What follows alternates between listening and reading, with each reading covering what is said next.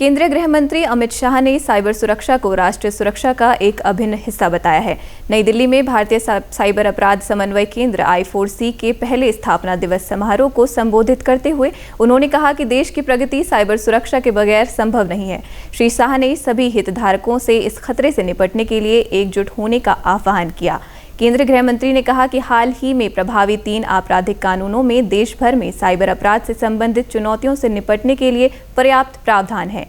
संदिग्ध पंजीकरण की I4C पहल को लेकर उन्होंने कहा कि राष्ट्रीय स्तर का साइबर संदिग्ध पंजीकरण भविष्य में अपराधों को रोकने में सहायक होगा। उन्होंने बताया कि I4C साइबर सुरक्षा पर राष्ट्रव्यापी जागरूकता अभियान का शुभारंभ करने जा रहा है। उन्होंने सभी राज्य सरकारों से इस अभियान में शामिल होने का आग्रह किया। इस अवसर पर श्री शाह ने साइबर अपराध के विरुद्ध संरक्षण की मुख्य पहल और राष्ट्र के लिए समर्पित साइबर धोखाधड़ी न्यूनीकरण केंद्र का भी शुभारंभ किया। उन्होंने साइबर अपराध डेटा संग्रह के लिए एक मंच, वेब आधारित मॉड्यूल, समन्वय, शेयरिंग, मैपिंग और एनालिटिक्स और प्रवर्तन एजेंसियों के लिए समन्वय टूल का शुभारंभ किया। साइबर सुरक्षा बढ़ाने के लिए राज्यों और केंद्र शासित प्रदेशों में प्रशिक्षित विशेषज्ञों का एक विंग स्थापित करने संबंधी साइबर कमांडो कार्यक्रम और केंद्रीय पुलिस संगठन का भी शुभारंभ किया। समय में असंभव साइबर सुरक्षा राष्ट्रीय सुरक्षा का एक अहम पहलू बन गया है, जिसके बगैर हमारी राष्ट्र की सुरक्षा भी करना असंभव है। सवीर्यम करवावहे का ये जो उपनिषदों का मंत्र है, वो मंत्र एक साथ काम करने के लिए, एक साथ समान उद्देश्य के काम करने के लिए, एक रास्ते पर चलने के लिए और एक साथ सफलता प्राप्त करने के लिए प्रयत्नशील रहने के लिए, इससे बड़ा कोई वाक्य हो नहीं सकता। 4 प्रमुख साइबर प्लेटफॉर्म का शुभारंभ किया गया है।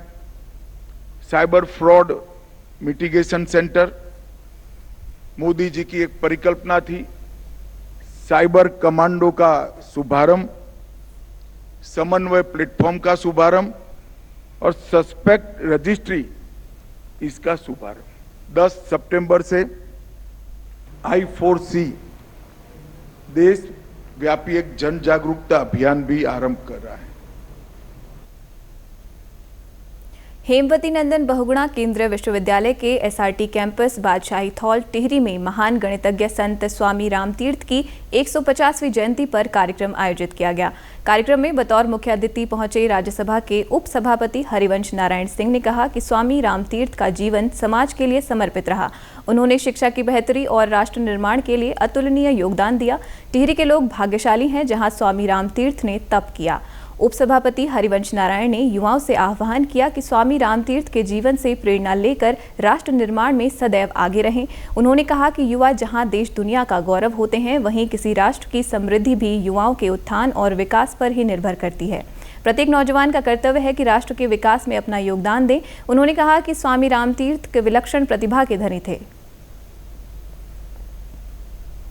हम उन्हें इसलिए याद रखें क्योंकि उनसे सीखें। जो भी समाज अपने अतीत के महापुरुषों को भूल जाता है, वो आगे भविष्य नहीं बनाता। बड़े इतिहासकारों ने, विवेकानंद ने भी कहा है कि इतिहास को सीखे भविष्य को बनाने के लिए। तो हमारी आज की नई पीढ़ी, जो भारत आज आज़ादी के 75 वर्षों बाद दुनिया में अपनी नई पहचान के साथ उभर रहा है, भारत को अगर महाशक्ति बनाना है तो हमारे युवा ही बनाएंगे। और स्वामी रामतीर्थ के बताए रास्ते, विवेकानंद के दिखाए सपने के आधार पर ही आगे अपने संकल्प से चलकर वो रास्ता बताएंगे। यही छात्रों से मैं यहाँ निवेदन करने आया था। वहीं टिहरी विधायक किशोर उपाध्याय ने छात्र छात्राओं से स्वामी रामतीर्थ के नाम से संचालित इस परिसर को उत्कृष्ट बनाने का आह्वान किया।